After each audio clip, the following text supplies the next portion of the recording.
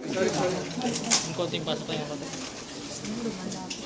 Sir, what will be saying to your counterparts in the ASEAN region during Well, the most important thing really is whether we like it or not, everybody is interested. I will skip the arbitral ruling. It is not an issue here in the ASEAN. Code of conduct, maybe, but arbitral, it's only between China and the Philippines, so I'll skip that. Iba yung ano, but the code of conduct sa sea, ibang istorya yun. So it must be taken up. So we will not talk about sovereignty over what part of the islands there is, because that is not an issue before the ASEAN. What is at issue is the conduct of the parties in the use of China Sea. Sir, you do not see the there need was no to mention gather. of the reclamation and the militarization of some of the islands within the strategy. Sir, why is that? I mean, Actually, it's not entitlement. So, everybody is not happy, so including us. Hindi na tayo, but that is not the issue. Ang sabi ko, entitlements. I will only bring it up when the issue is about what is really or what are included in the entitlements. Construction is not one of them. It is a violation of the law of the Sir, sea. is it your own decision to leave out the arbitral ruling in the statement, or did China ask you to do this? No, wala. Nobody tells you what to do, what to say. Sir, did other ASEAN countries want the arbitral ruling mentioned? It cannot be an issue because it's the Philippines. Why should I challenge somebody that engage someone with a non-issue? The conduct of the sea, paggamit, okay. Pero yung arbitral is what different. And I said, I'm not ready to do it. Not now. Sir, you don't see the need to gather support from our ASEAN neighbors to back us up on the decision to arbitral ruling? No need. It's a concern of the Philippines. sir, how do you What's the most that can happen actually? You might want to extrapolate something out. Sabihin mo, amin yan. Sabihin na, hindi ito inyo, amin to. Sabihin mo, amin yan. O sabihin, sige, anong gusto mo? Let's go to anong mangyari? Punta ka ron, mag-iingay ka, strong protest, would you listen? China said is completely ignoring the arbitral. So what more can you ask of it? Make noise for what? Kung sabihin mo amin yan, sabihin nila amin to. Sabihin mo amin yan. O sige, hindi mo kaya ito. Anong gusto mo? Sabi, sige daw. Kung if somebody can answer that question with sense, di samahin ko siya, kaming dalawa ang magsisigaw-sigaw. Sir, you don't think the ruling and China's island building in the South China Sea are of concern to other claimants in ASEAN like Vietnam, Malaysia, Brunei? I said it's entitlement to the Philippines as far as arbitral ruling. Yung conduct sa sea, iba yun. Yung you are challenged, you are asked to be identified, you have to ask permission entering the airspace. When that's, that thing is a vast sea, but it is really the route of so many cargo ships, passengers going south.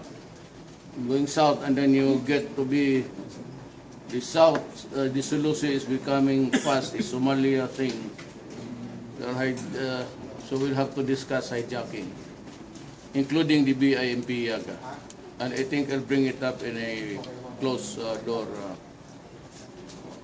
What's the use of promoting something which will be of a danger to us?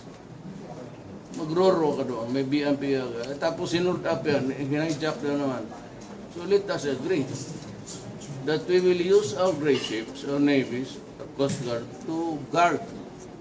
And if any ship of any country of the ASEAN or any ship for that matter, and in dealing with piracy, my order is just to blow them up. Sir, That's it. Well, why should I arrest you? I would not know the imponderables of life, what will happen to you. You might escape, and again, continue the depredation. Sir, on another topic, yung kay Noblesse, sir, ano yung latest directive nyo kay... Well, she will not be released at all. She is being held there for investigation. It's a continuing crime, and we have so many things against her. I cannot discuss it now, but it will. I leave it to the PNP chief to deal with the problem in public. Sir, were you surprised that she was married with the Abu Sayyaf? Yung sabi ko, yung may buhos ako diyang intelligence dyan, di ba? Question pa ako, kinoconnect ninyo doon sa Sir, have you chosen a new yung sa extrajudicial. We were throwing troops there because matagal nang alam na, but the timing was, we knew all along that papasok sila. But malakas talaga ang loob nung si Lieutenant Saldua. Sila yung dalawa ng pagbakan. So, alam na natin bumabiyahe na sila. Mayor, have you chosen a new Bangko Sentral chief? Not yet. Dominguez has not given me any list until now. DALG, sir. And I might just, if I have the resume, whatever, how long would it be, I do not know. But it would be to the best interest of the country, and not to any particular, not even to the central bank, to the interest of somebody whom we can rely. Sir, but Sir, can do we you get your prefer thoughts The on standard is what is the best for the country. Sir, do you prefer an insider or an outsider to succeed? Wala ako, basta yung marunong. Sir, can we get your reaction on the communication, or some are calling it a complaint filed doon sa International Criminal Court by the lawyer of Matabato? Let them be. Nobody can stop from filing you. You can even invent one and go to the fiscal's office now and accuse you for entering into 3 marriages. Sir, interested po kayo na basahin yung Again, Interested kayo na basahin yung communication o yung complaint? Or have you read it? binigyan na lang ako, would I waste my time? If I go to prison, it should be it. Di ba, you promised me Tina, that you'll be there also to visit me. Where will I be in prison? What do you think? But do you think, sir, ICC has jurisdiction to actually handle? Well, I don't know. I haven't talked to any lawyer.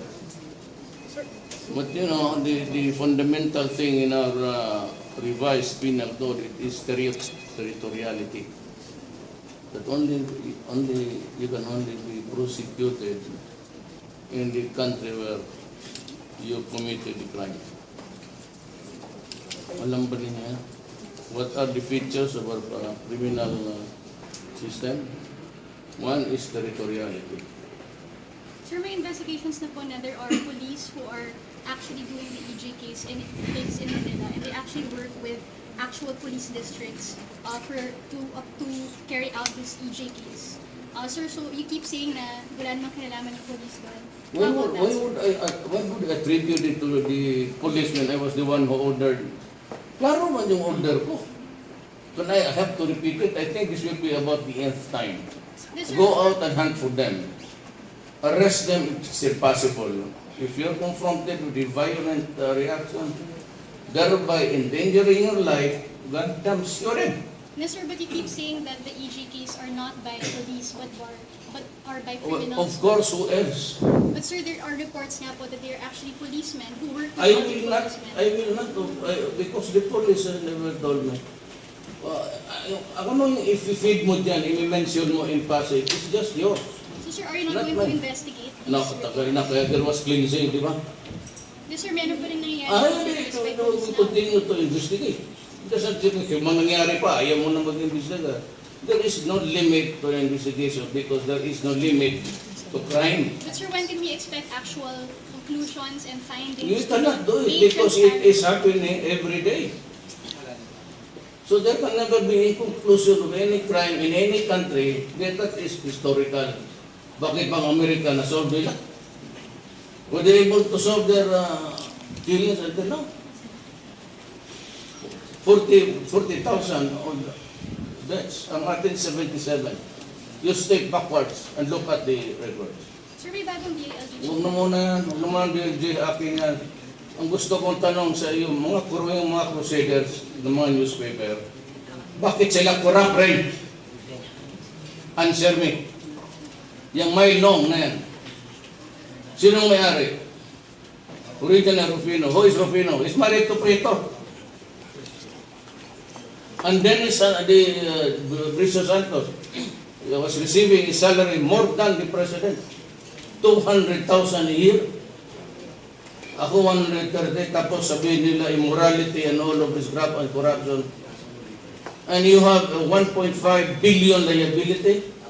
Pinapasa-pasa ninyo ng investigador until it will reduce by another to only 8 billion. Ano itong may long dyan? Sinong mayari? I assure you, after all of these things here, I will start to recover what is government's property. Including yung inquirer na yan. The loudest of the loudest of it all, Crusader ko, no, tangina yung pala, crony rin ni kay Romualdez yan eh. Who is Philip Romualdez? He's just man of Prieto.